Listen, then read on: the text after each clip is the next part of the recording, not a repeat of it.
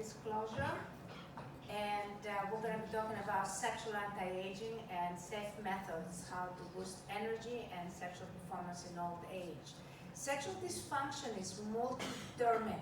It's the body image, your self-esteem and your self-confidence, health and fitness, energy, detoxification, and of course hormonal balance. As we're aging, the flame is gone, both for men and women, and you have a decreased sexual libido, low energy levels, reduced muscle mass, muscle weakness, weight gain, mood swings, and of course fatigue and hot flashes, hair loss, and the loss of the self-confidence. Now, hormonal imbalance is also shown in our skin. The cortisol is increased and testosterone is decreased. So you have wrinkles, you have pigmentations, you have eczema and rosacea, and all of these are the result of the stress of the body and the cortisol increase. Of course, the most important hormones associated with this sexual dysfunction, one of them is testosterone, which is declining with age. And insulin, sexual dysfunction among diabetics is quite pronounced, and there has been a lot of research related to that. For the men, they're trying to kind of influence sex with different, being creative, and women are just having the excuse of a headache. And thyroid has been quite also pronounced in regulating sex drive, just citing some of the many, many different studies that have been in the literature. Cortisol is otherwise called the aging hormone, and it has to do with hypothalamic, pituitary, adrenal axis function that will change over the course of aging. Stress-induced secretion of the hormone cortisol predisposes older adults to negative health outcomes. Psychological resilience, however, can counteract this increase of cortisol, and the problem-solving reappraisal of the psychological way of dealing with stress can actually affect cortisol increase and counterbalance it. Estrogen decline in women creates bleeding and burning sensations during intercourse.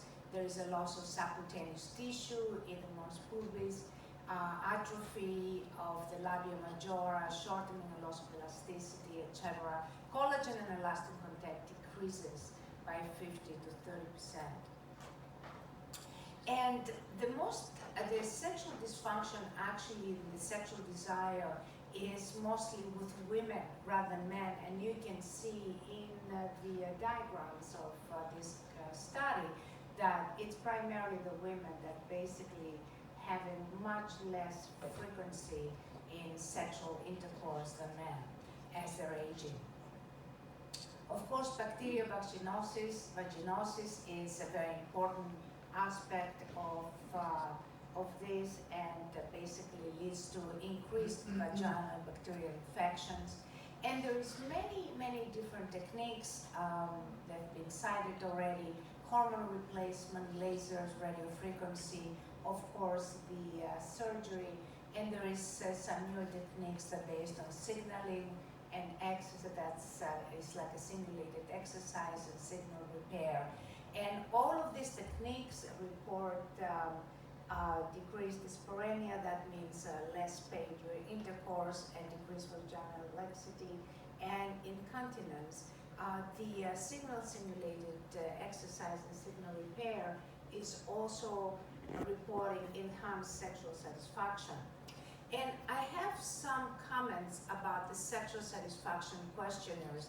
They need to focus on this physiological results, but also explore the psychological component and ask if women report satisfaction.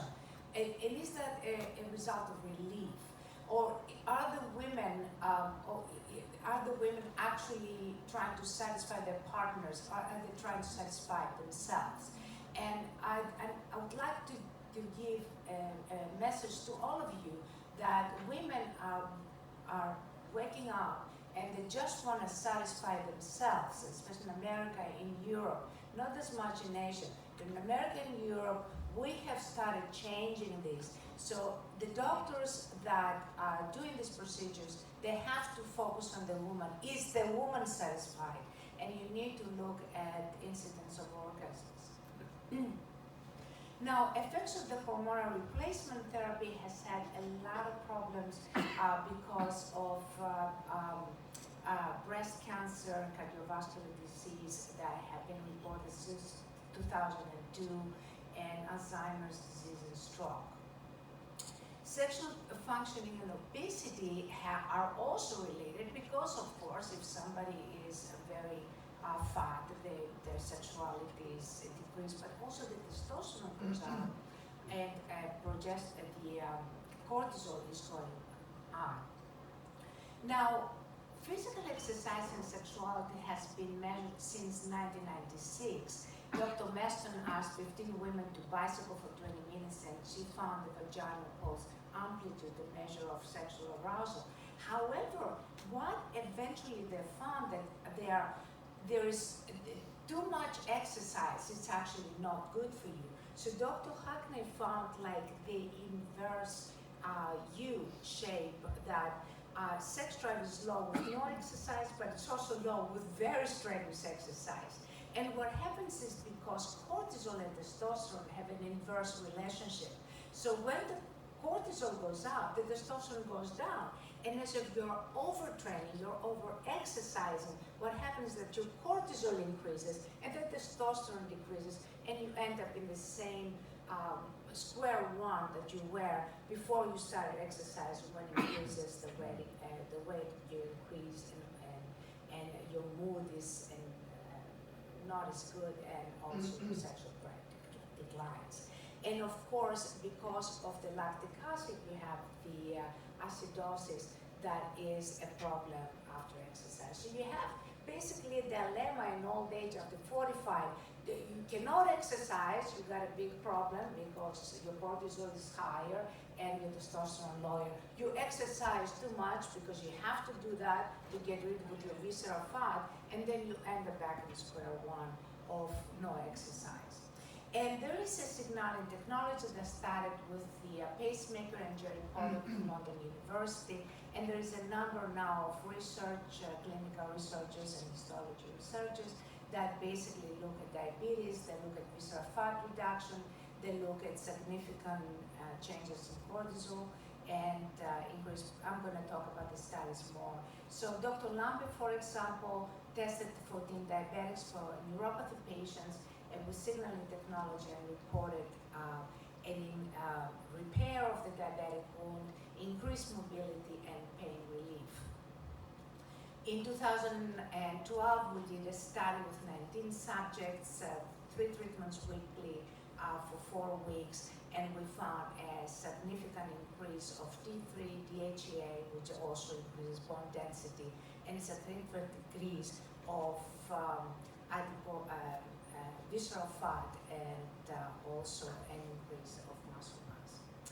This is some of the studies that, this is the before and after of clinical studies. And Dr. Pollock looked at cortisol, and as you can see, there is no change in the cortisol, which is a very significant result with this type of technology.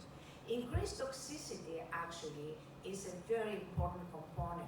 So detoxification is a very, very important aspect of your treatments. It should be a very important aspect of your treatment, because the hormones and the toxicity, the toxicity will block the hormones, so it will affect your thyroid, it will affect all the entire endocrinological system, including sex hormones.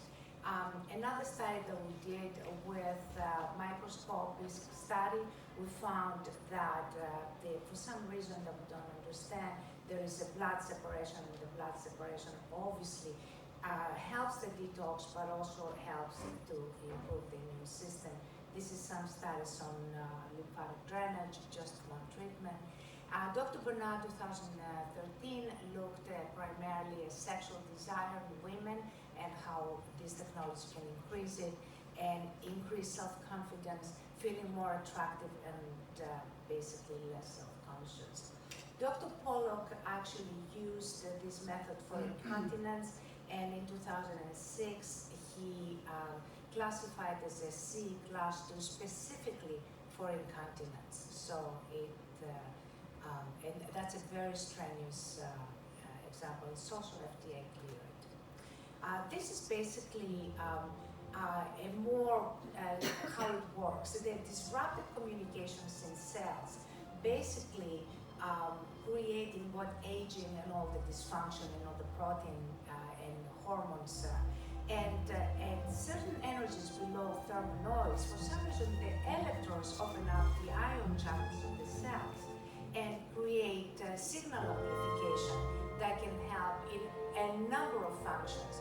And it also helps in filling proteins, and the biosignals initiate the repair and regeneration that can be shown clinically on facial treatments, for example, by restoring signaling pathways. And what you see is you see a reduction of wrinkles, you're going to see a reduction of rosacea, of acne, of melasma, of pigmentations, and of course a lifting, and you see sort of a transformation that happens as a result of filling in protein signals and DNA signals and with stable communications. And here is an example of herpes zoster with older adults, 86-year-old lady, and after 2 treatments, complete healing. Hair treatment, again, hair is another self-confidence. People will lose their self-confidence as a result of losing their hair. And a very important aspect of, again, we go back to women, that they want to satisfy their partners and they always want to appear pleasant. Temosok in 2000, in the early 80s, started the research on the type C personalities, the people that are always very pleasant, they always like to satisfy everybody else, and that's the type C that gets melanoma and cancer. I did my research in London on emotion and physical illness, and I found that the emotion of shame has the highest correlation with physical illness.